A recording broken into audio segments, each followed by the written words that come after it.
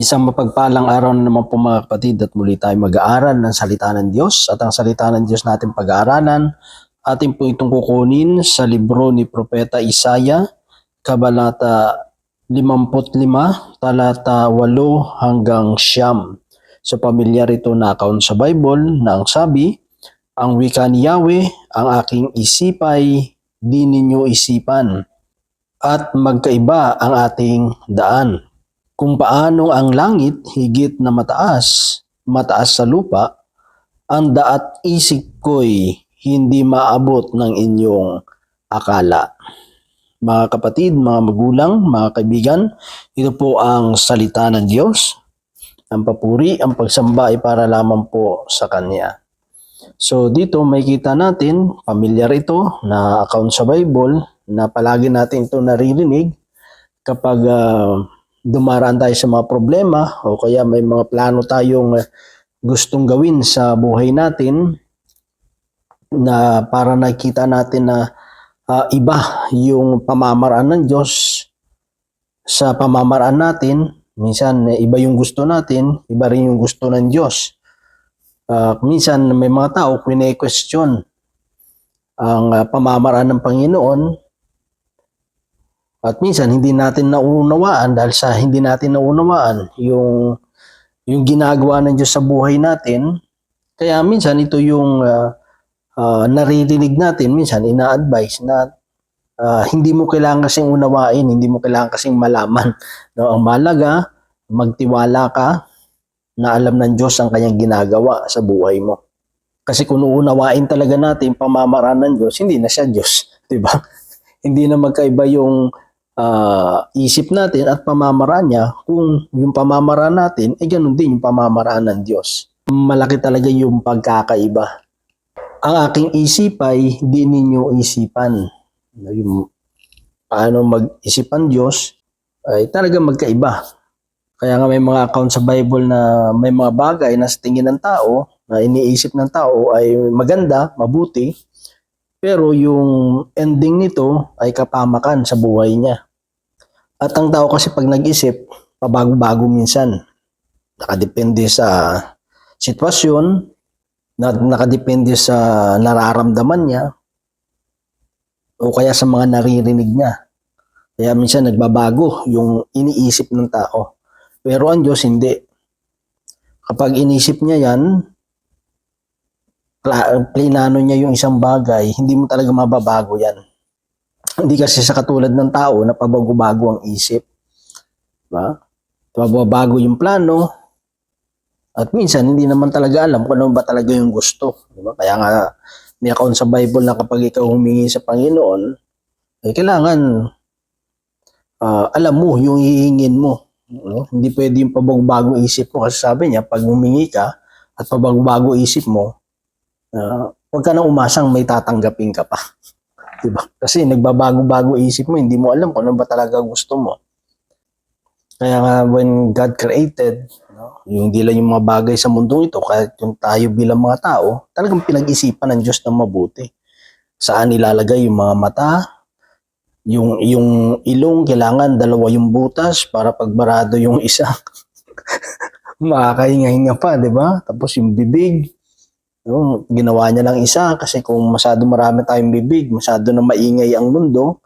So kung dalawa o tatlo bibig ng tao, magkakagulo, di ba? Mahirap magiging maingay na ang mundong ito. So yung dalawa yung tinga natin, lahat yan Kahit yung sa loob ng katawan natin, pinag-isipan talaga ng Diyos na mabuti yan. Kaya nga kahit yung katawan natin, merong merong depensa, kaya niyang pagalingin yung sarili niya, tsaka yung mga system ng katawan natin, talagang talagang nagtutulungan, talagang may relasyon sa isa't isa. Talagang may kita mo na yung gaano kahusay, gaano kagaling yung paglikha ng Diyos sa tao. Kasi ganun ang Diyos pag nag-isip. Kaya nga sabi ng Bible, perfect Siyempre, pag si Lord ang gumawa, talagang perfect. Hindi mo na maka-question yun. Kasi pag question mo yun, Parang kine-question mo yung kakayanan ng Diyos. Parang sa tingin mo parang mas mahusay ka pa, mas magaling ka pa sa Panginoon. Na parang ang dating is pag ikaw yung gumawa, lalamangan mo yung nagawa ng Diyos. Pero sa isip mo lang yun. Diba? Yung masabi dun yung akala mo lang yun. Kasi nga may isang sitwasyon nga dun sa isang ka-prayer partner natin, dun sa amin sa Iloilo, na yung kanyang anak ay pulis. Tapos, nabalitaan niya na i-assign siya sa ibang probinsya. Kaya nga nag-request siya, sabi niya sa anak niya, pwede mag-request ka sa regional director niyo o kaya sino mas mataas na opisyalis na dito ka na lang sa Iloilo i-assign, no? Kahit sa ang bayan, at least nandito sa Iloilo, huwag sa ibang province. Pero hindi natuloy. Pero hindi nasunod yung gusto niya. Inassign yung anak niya sa may Bacolod. Doon talaga medyo nalungkot siya kasi pakiramdam niya hindi siya na-answered prayer, na parang sabi niya parang nasayang yung prayer niya sa Panginoon. Pero bandang muli, mga ilang lang yan, parang ilang weeks lang, yung nagkaroon ng Zamboanga siege. So nangyari yung mga kasamahan niya na hindi na-assign sa ibang probinsya, sila yung pinadala doon sa may Zamboanga. Yung may gera doon, no, na mga MILF yata yun, di ba? So nang nalaman niya na ganun yung plano ng headquarters nila, na yung mga naiwan niyang kasamahan sa Iloilo ipapadala doon sa gera, malaki yung pasasalamat niya sa Panginoon. Kaya sabi niya, hindi talaga natin pwedeng questionin yung pamamaraan ng Diyos. Kasi minsan yung pamamaraan kasi natin, nakasento kasi sa sarili natin eh. Katulad ng sister na yon, ang iniisip niya yung sarili niya, ayaw niya mapalayo sa anak niya. Kasi minsan ganun tayo eh. Pag nagpaplano, ang iniisip lang natin, sarili natin eh. Yung pamamaraan natin, kung ano yung convenient sa atin eh. Diba? Kung ano yung pabor sa atin, yun ang pipili nating pamamaraan. Ayaw natin yung nahihirapan tayo. Pero iba yung pamamaraan ng Diyos eh. Hindi mo talaga pwedeng questionin eh. Kaya doon, ang kagandahan doon, sa pangyayari doon, ay tinuruan siya ng Diyos na magtiwala sa pamamaraan ng Panginoon. Lalo, diba, sa mundo minsan, pag may kaaway ka, anong ginawa sa'yo, dapat gawin mo rin. Ganun sa mundo eh. Pero iba yung pamamaraan ng Diyos eh. Sabi ng Diyos, daigin mo na mabuti ang masama. Patawarin mo yung nagkakasala sa iyo. Ipanalangin mo sila, yung mga may utang sa iyo, pagpalain ng Panginoon na i-pray mo para at least makabayad sa utang. Makabayad ng utang sa iyo, di ba? Kasi kung may utang na yan sa iyo at sinabihan mo na mas lalong malugmok sa kahirapan, mas lalong magiging posible na mabayaran pa yung utang mo. Diba? Pero at least kung umunlad yung buhay niyan, baka pa lang, diba? Maalala niya. So, iba pa rin eh. Iba yung pamamaraan ng Diyos eh. Kaya nga makikita natin, may mga nag-example na may isang tao humingi ng flower, no? Ng bulaklak sa Diyos. Pero ang binigay ng Diyos sa kanya, cactus. Sumama yung loob niya, kasi flower nga yung hinihingi, bakit cactus ang binigay sa kanya ng Diyos? Kasi nga, kung flower yung binigay sa kanya, malalanta na yon, tapos wala na. Pero yung cactus, after a few years na o months na inalagaan niya yun, nakita niya namulaklak. So magsasawa siya sa bulaklak ng cactus. Minsan kasi nakadepende tayo sa nakikita natin eh. Kapag hindi na conforme tayo dun sa nakikita natin, pag nahihirapan na tayo, kapag hindi ito yung akma sa gusto nating mangyari, minsan question na natin eh, Lord, ikaw pa ba, paano mo pa ba talaga ito, Lord? Ito ba talaga yung gusto mo? Di ba? Parang kung sinabihan ka ng Diyos pumunta ka dun sa lugar na ituturo ko sa iyo, maraming pagkain dun. Tapos, lahat ng magustuhan mo dun, ibalot mo, iuwi mo sa bahay nyo. madaling sumunod. Ayos, Lord, ikaw talaga yan, Lord, Panginoon, ikaw talaga nag-provide ng pangangailangan namin. Pero pag sinabi na sa iyo ng Diyos, dumukot ka ng pera sa bulsa mo, buksan mo ang wallet mo, ibigay mo dun sa mga nangangailangan, minsan questionin mo pa, sabihin mo, Lord, ikaw ba talaga yan? Lord, ikaw ba talaga yan? Kailangan ko rin to, Lord eh. Diba? Minsan ganun eh. Kasi ikaw yung maglalabas eh, hindi yung ikaw yung tatanggap eh. Kaya minsan ganun ang tao eh. Sabi kita natin, si Lord yung isip niya, hindi niya iniisip yung pang sarili niya eh, kundi yung iniisip niya, kasi lahat naman ng bagay nasa kanya na eh. Ano pa bang iisipin ng Diyos para sa sarili niya? Lahat naman ng bagay nasa kanya. So, iniisip niya yung makakabuti sa atin, sa kanyang mga nilikha. Kung paano ang langit, higit na mataas sa lupa. Ang daat isip ko'y hindi maabot ng inyong akala. Diba? Nakita niya, ang langit, mataas yan. Tapos kayo, nasa lupa lang kayo. Diba? Malawak ang kalangitan eh. Tayo, lupa. Ano lang natutungtungan natin, yan lang talaga yung ganyan lang talaga tayo. Sa kanya, yung trono niya, nasa langit, yung lupa, tungtungan lang ng paa niya. Ikukumpara natin yung kalakihan ng Diyos sa atin.